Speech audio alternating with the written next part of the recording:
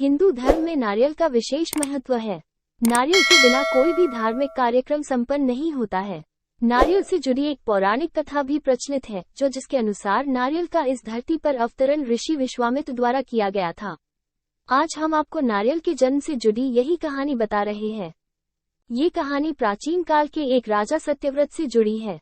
सत्यव्रत एक प्रतापी राजा थे, जिनका ईश्वर में संपूर्ण विश्वास था।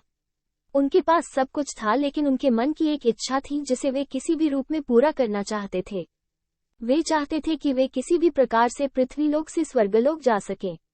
स्वर्गलोक की सुंदरता उन्हें अपनी ओर आकर्षित करती थी, किंतु वहां कैसे जाना है, ये सत्यव्रत नहीं जानते थे। एक बार ऋषि विश्वामित्र तपस्या करने के लिए अपने घर से काफी दूर निकल गए थे और लंबे समय से वापस नहीं आए थे।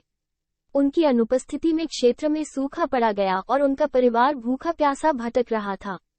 तब राजा सत्यव्रत ने उनके परिवार की सहायता की और उनकी देखरेख की जिम्मेदारी ली। जब ऋषि विश्वामित्र वापस लौटे तो उन्हें परिवार वालों ने राजा की अच्छाई बताई। वे राजा से मिलने उनके दरबार पहुंचे और उनका धन्यवाद किया। शुक्रिया के रूप में राजा ने ऋषि विश्वामित्र द्वारा उन्हें एक वर देने के लिए निवेदन किया। ऋषि विश्वामित्र ने भी उन्हें आज्ञा दी।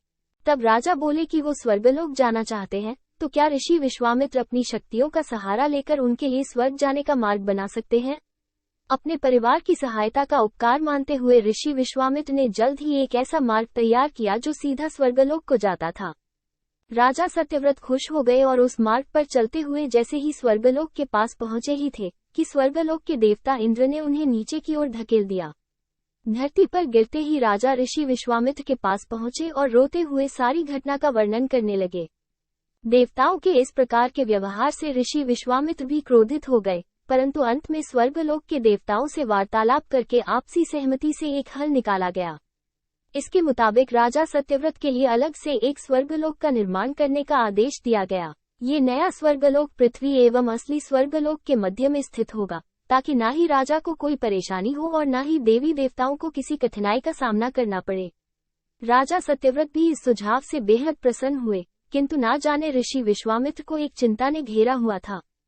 उन्हें ये बात सता रही थी कि धरती और स्वर्गलोक के बीच होने के कारण कहीं हवा के जोर से यह नया स्वर्गलोक डगमगा ना जाए।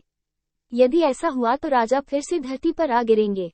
इसका हल निकालते हुए ऋषि विश्वामित्र ने नए स्वर्गलोक के ठीक नीचे एक खंबे का निर्माण किया, जिसने उसे सहारा दिया। माना जाता है कि यही खंबा समय आने पर एक पेड़ के मोटे तने के रूप में बदल गया और राजा सत्यव्रत का सिर एक फल बन गया। इसी पेड़ के तने को नारियल का पेड़ और राजा के सिर को नारियल कहा जाने लगा। इसीलिए आज के समय में भी नारियल का पेड़ काफी ऊंचाई पर लगता है।